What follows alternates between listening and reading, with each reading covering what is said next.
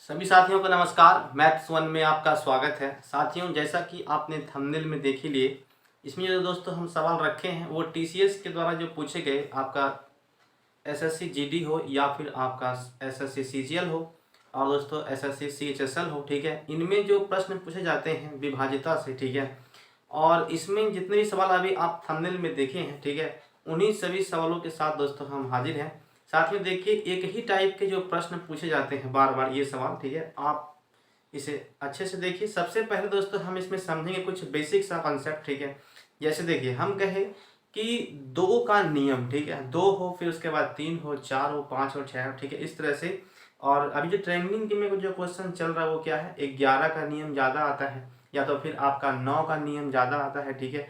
तो अब देखिए, इसमें जो जैसे हम अभी स्टार्ट करने वाले हैं साथियों, इसमें देखिए पहले बिल्कुल बेसिक से हम कहें कि कोई संख्या आपके पास है। जैसे मान लीजिए कि मेरे पास यहाँ पे 22 लिखा है, तो आप इसमें क्या कहेंगे कि हम कहें कि यह संख्या 2 से विभक्त है, तो आप कहेंगे कि हाँ, यह संख्या 2 से विभक्त है। क्यों कह दिए? क्योंकि आप देख रहे हैं कि 2 से 11 मिनट में आराम से कट जाता है, ठीक है। फिर जैसे हम कहें कि कुछ और बड़ा संख्या सोचिए, जैसे मान लीजिए 4 है, 5 है, 6, 7, 8, ठीक है। आप बताइए कि ये संख्या 2 से विभक्त है, तब भी आप कहेंगे कि हाँ है, क्योंकि आप जानते हैं 2 का नियम यही कहता है कि यदि कि जो संख्या दी गई है उसमें से जो संख्या आपका इकाई के स्थान पे, यहाँ से गिनते हैं ना, इकाई, दहाई, सैकड़ा, ठीक है, इस तरह से। तो इकाई के स्थान पे यदि संख्या आपका 0 आ जाए, 0 हो, उसके बाद 2 हो, फिर 4, 6, आपका 8, ठीक है, तो यह संख्या पूरा क्या होगा, आपका 2 से विभक्त हो जाएगा। यहाँ तक कोई दिक्कत नहीं। आप देखिए, हम कहें आप आते हैं 3 का नियम में। साथियों, 3 का नियम कहता है कि दी गई संख्या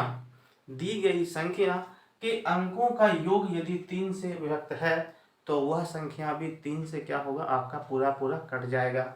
जैसे आप देखिए, यहीं आते हैं इस जस्ट में, मतलब कि 9 दोस्तों। अब 9 का नियम क्या कहता है, क्योंकि इसमें इस 9 में भी तो आपका मल्टीपल है 3 इंटू 3 का, इसलिए हम कहेंगे कि 9 का नियम में भी दी गई संख्या के अंकों का योग यदि इस 9 से कटता है तो वह संख्या भी क्या होगा, आपका 9 से कट जाएगा, ठीक है। अब देखिए, जैसे दोस्तों यहाँ मान लीजिए आपके सामने आ गया है 6 से विभक्त, ठीक है।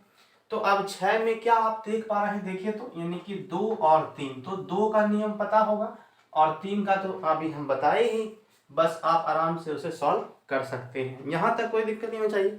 अब देखिए साथियों, हम आते हैं 4 के नियम में, ठीक है, समझिए। जैसे आपको हम यहाँ बताएं कि 4 का नियम क्या कहता है, इसे भी समझिए। देखिए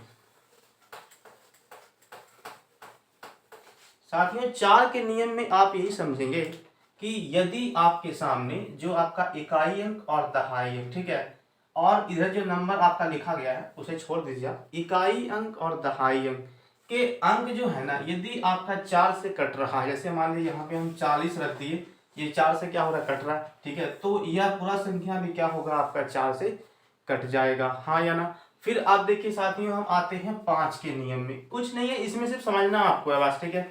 अब समझिए 5 में क्या करेंगे, 6 तो बता ही दिए। 5 में देखिए, जैसे हम कहे साथियों यहाँ से कि जो मतलब कि संख्या में जैसे है ना कि आपके इकाई के स्थान पे यदि 5 होगा और 0 होगा तो वह पूरा संख्या जो है ना आपका क्या होगा, 5 से कट जाएगा।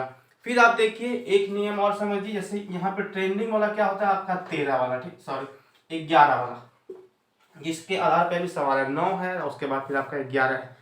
तो 11 में देखिए क्या कहता है, इसे समझिए पहले।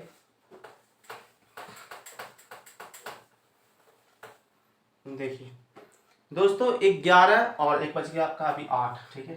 तो 8 को देखिए और आप 11 को समझिए। हम कहें कि 8 का नियम में आप क्या बनाएंगे, तो दी गई संख्या के अंक, ठीक है, के इकाई, दहाई एंड सैकड़ा, ठीक है, मतलब कि 3 अंक, पीछे से 3 अंक यदि 8 से कटता है तो आपका वह पूरा संख्या 8 से कट जाएगा। यहाँ तक कोई दिक्कत अब नहीं होना चाहिए, आप समझिए। आपको हम बताते हैं 11 का नियम, ठीक है दोस्तों।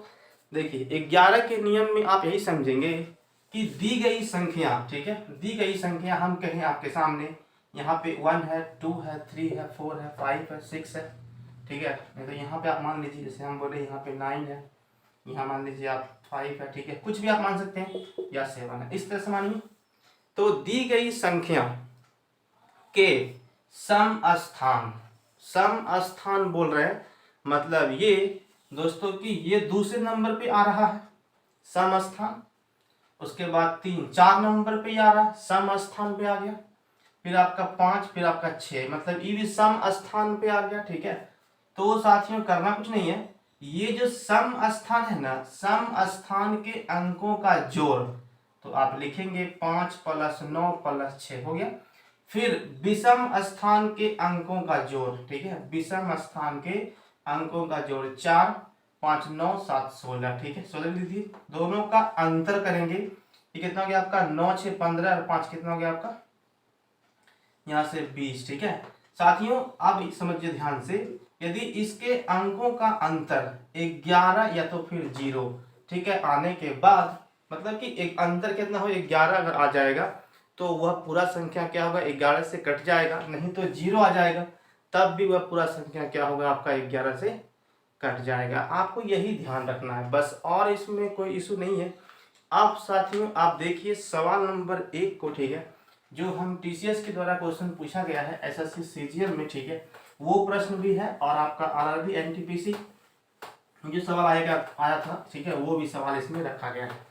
सवाल नंबर 1 को देखिए, ठीक है, और हाँ साथियों यदि वीडियो पसंद आ रहा हो तो कृपया एक बार लाइक कीजिए और साथियों में शेयर भी कीजिए। आप देखिए सवाल नंबर हम आते हैं 1 पे, इसमें क्या 1 पे कहता है यदि 8 अंकीय संख्या, जैसे यहाँ पे लिखा गया है 2, फिर है 5 6 1, ठीक है दोस्तों, फिर आपका है 3, उसके बाद देखिए 9 एंड 8, फिर आपका 4, ठीक है दोस्तों। कहता है यह 11 से कटने वाला है, ठीक है, तो बताइए कि ए का मान क्या है। ऑप्शन में भी आपको दिखा है, ठीक है, देखिए या तो एक तरीका आप ये भी कह सकते हैं कि यहाँ पे आप ऑप्शन रखेंगे फिर भाग देंगे, ठीक है, तो वो तो लंबा हो जाएगा।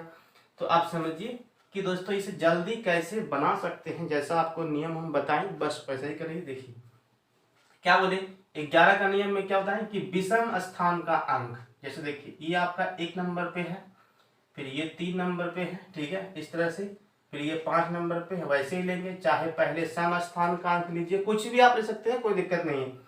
देखिए तो ये सम स्थान में कौन है भाई साहब, पहले 5 है, फिर आपका 1 है, ठीक है, फिर आपका देखिए कितना है, ये आपका 9 हो गया, फिर यहाँ पे कितना है आपका 4 है, हो गया दोस्तों। फिर अंतर कीजिए, आप देखिए विषम स्थान पे क्या है, पहले 2 है, फिर आपका 6 है, फिर आप देखिए यहाँ पे प्लस में 3 है, प्लस में कितना है आपका ए है। हाँ यार साथियों ये कितना हो गया, देखिए तो 9 4 13, 5 कितना 18 और एक आपका 19 हो गया इधर से, ये कितना हो गया आपका 8 और 3 11, प्लस कितना हो गया आपका ए। हाँ या ना दोस्तों, हम कहें क्या कि इसका अंतर कितना होना चाहिए 11 होना चाहिए या तो फिर 0, तो आप इसमें 0 कर सकते हैं। देखिए अगर हम यहाँ पे 8 देते हैं तो आप कितना हो गया, ये 19 में से गया 19 तो आएगा 0, मतलब कि ए का मान कितना है आपका 8 है, 8 रखिए 11 से कट जाएगा, यही आपका आंसर है, ठीक है, समझ गए साथियों। देखिए सवाल नंबर 2 को, इसमें क्या कहता है, जैसे लिखा गया है कि यह संख्या जो है ना आपका 6 से विभक्त है, तो आप इसे कैसे बनाएंगे समझिए। जैसे दोस्तों यहाँ पे लिखा गया है कि आपका 6 4 8, ये आपका ऑप्शन है 0 दोस्तों। इसमें बोलता है क्या कि के का अधिकतम मान बताइए, ठीक है, तो आप समझिए हम कहे कि साथियों आप देखिए 6 का नियम में जब आप जाएंगे तो यह 6 को आप लिख सकते हैं कि ये 2 और आपका 3 का मल्टीपल है। हाँ यार लिख सकते हैं। तो साथियों हम कहे कि 2 का नियम क्या कहता है कि इकाई के स्थान पे यदि आपका 0 आ जाए या तो फिर आपका 0 यानी कि 2 4 6 8, तब ये संख्या आपका 2 से कटेगा। तो अब आप यहाँ से देखिए इसमें से सबसे बड़ा संख्या कौन सा है 8 है, तो यहाँ पे 8 रखिए, 2 से तो कट जाएगा, लेकिन क्या यह संख्या पूरा 3 से आप कट सकता है। तो 3 से काटने के लिए आप जानते हैं कि सभी संख्या के अंकों का जोड़ आपका 3 से कटना चाहिए, ठीक है। तो आप देखिए जोड़ते हैं इसे, ये कितना हो गया आपका 6 3 9 1 10 और 2 12, 12 8 20 दोस्तों, यहाँ तो 20 आ गया, तो 3 से तो कटेगा नहीं। तो अब इसको छोड़ने के बाद बड़ा संख्या कौन सा है आपका 6 है। साथ ही यदि आप यहाँ 6 रखते हैं तो कितना होता है, आप 12 6 18, 3 से कट जाएगा, मतलब ये संख्या आपका 2 और 3 से पूरा पूरा कट गया। ठीक है, तो हम कहेंगे कि 6 से यह संख्या पूरा क्या है, विभक्त है। तो k का अधिकतम मान क्या हुआ भाई साहब, यानी कि आपका देखिए यानी 6 आप लिखेंगे, यही आपका क्या है, आंसर है। समझ गए साथियों। अब देखिए हम आते हैं सवाल नंबर आपका 3 पे। ठीक है,